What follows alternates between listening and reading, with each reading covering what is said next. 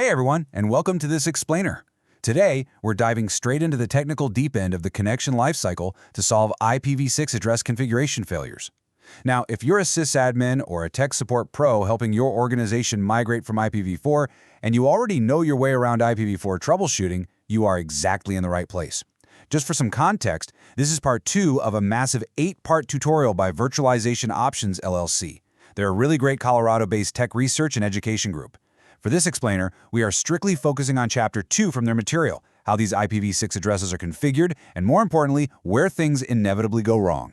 Okay, let's get right into it. Okay, let's dive into this agenda. We're going to trace the connection path step by step. We've got address assignment and DAD, router advertisements and gateways, the infamous PMTUD black hole, tunneling and NAT64 issues, essential ICMPv6 message types, and finally, VPNs and Rogue RAs.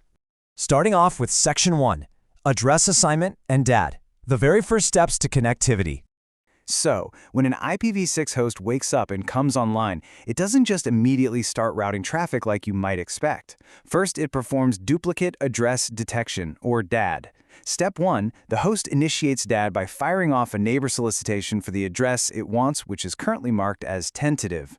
Step 2, if another host out there is already using that exact address, it shouts back, responding and raising a conflict. And that brings us to Step 3, the address is locked out entirely. Now, the crazy thing is, this is a totally silent failure phase. If DAD fails, your interface just straight up refuses to bring the IP online, and your global connectivity is dead in the water. So the crucial point here is that you actually have to go looking for the DAD failed flag. If a host won't route, jump right into your terminal and type the IP-6adder show command. If you see DAD failed glaring back at you right next to the address, you've got a conflict on your hands. Now, you might be thinking duplicate MAC addresses are super rare, but actually they are incredibly common in virtualized environments where you're constantly cloning VMs. You might also be dealing with a rogue device on that network segment, or honestly, maybe your switch's port security or RA guard is just misconfigured and it's actively dropping your DAD packets. Moving right along to Section 2, Router Advertisements and Gateways. Finding the path out. There is a massive diagnostic mindset shift you've got to make here if you're used to IPv4. Think about an IPv4 environment. Your default gateway is explicitly handed down to the client via a DHCP lease, right? And it's totally static until that lease expires. But look over at the IPv6 side. IPv6 relies almost entirely on periodic router advertisement refreshes.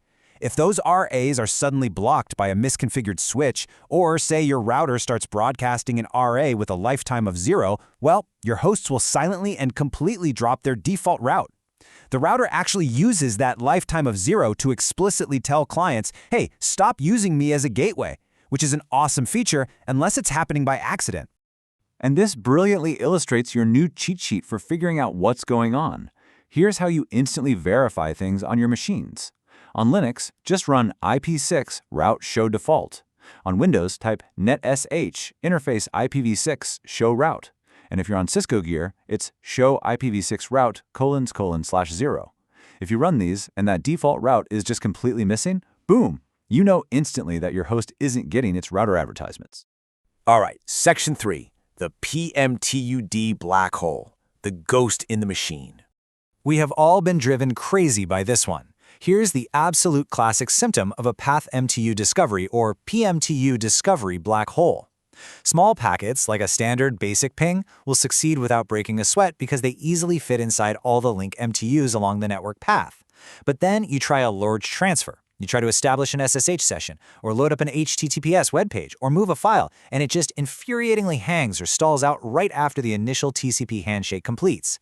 The confirmation test for this is super simple. You try a ping with a small payload. So, ping 6R 100. That works beautifully. Then, force a large payload. Ping 6R 1400. If that large one times out or fails, congratulations, you've just diagnosed a PMTU discovery black hole. Okay, so how do we fix it? The primary best practice fix is adjusting your firewalls. You must explicitly permit ICMPv6 Type 2 inbound. Type 2 is literally the packet too big message. If a router somewhere down the line realizes it can't forward your massive packet, it sends this exact message back so the client knows to shrink the packet size. If your firewall is dropping that message, the connection just hangs forever waiting for it.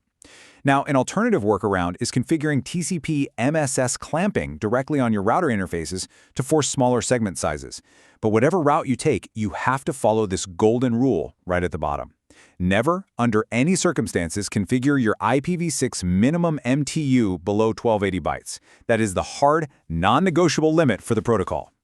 Which brings us to Section 4, Tunneling and NAT64 Issues, Bridging the Protocol Divide. Now, what's really interesting about this slide is how these two technologies tag-team the problem. NAT64 translates your IPv6 packets over to IPv4 at the gateway using a default, well-known prefix, that's 64 FF90B:/96. But think about it. How does an IPv6 client even know to send its traffic there in the first place? Well, that's where DNS64 steps in. It actively intercepts DNS queries for IPv4-only hostnames, and it synthesizes brand new AAAA records by seamlessly gluing that NAT64 prefix onto the front of the IPv4 address. It's really clever. But of course, any bridge like this has its weak points, and you've got to watch out for them.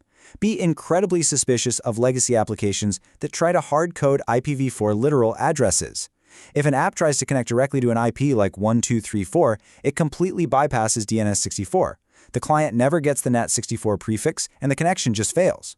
You might also run into DNS64 failing to synthesize those records, or your NAT64 translation pool literally running out of addresses and causing timeouts.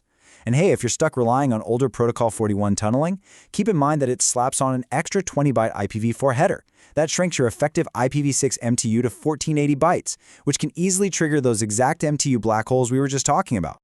All right, moving to Section 5, Essential ICMP-v6 Message Types, the mandatory firewall rules. Look, if you take absolutely nothing else away from this explainer today, please memorize this table. Over in IPv4 land, it's super common for overzealous security teams to just block all ICMP entirely.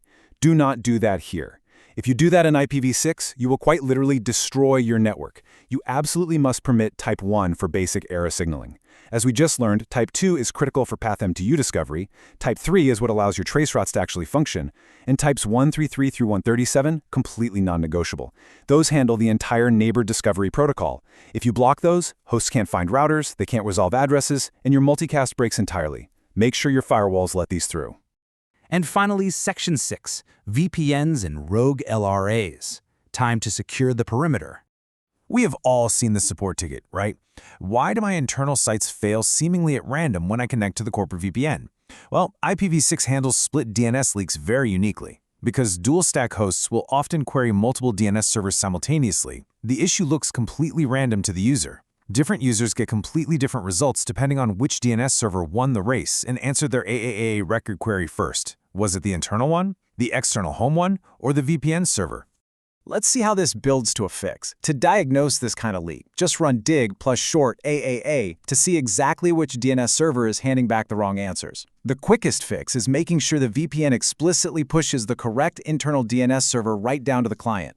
But you also have to be on the lookout for split tunnel leaks. That's where IPv6 traffic bypasses the VPN tunnel entirely, fully exposing the user's real IP address to the internet. So you have a really stark choice to make here. You must either explicitly tunnel your IPv6 traffic by configuring a push/0 route, or you have to cleanly and completely disable IPv6 on the VPN client. Ignoring it is exactly what causes these leaks. Another absolute nightmare scenario is rogue router advertisements. This happens when some random device on the network accidentally starts announcing itself as a default gateway, and it basically hijacks your traffic. To diagnose this, you want to fire up Wireshark. Use the filter ICMP-v6.type = 134 to capture the offending source MAC address. To fix it, you've got two solid options. First, enable RA guard on your switch access ports to kill those rogue RAs right at the hardware level. Or, if you find out the culprit is a container or a virtual machine, either disable IPv6 on your Docker bridge networks or make absolutely sure your VLANs are properly isolated from the physical host network. And that brings us to the end.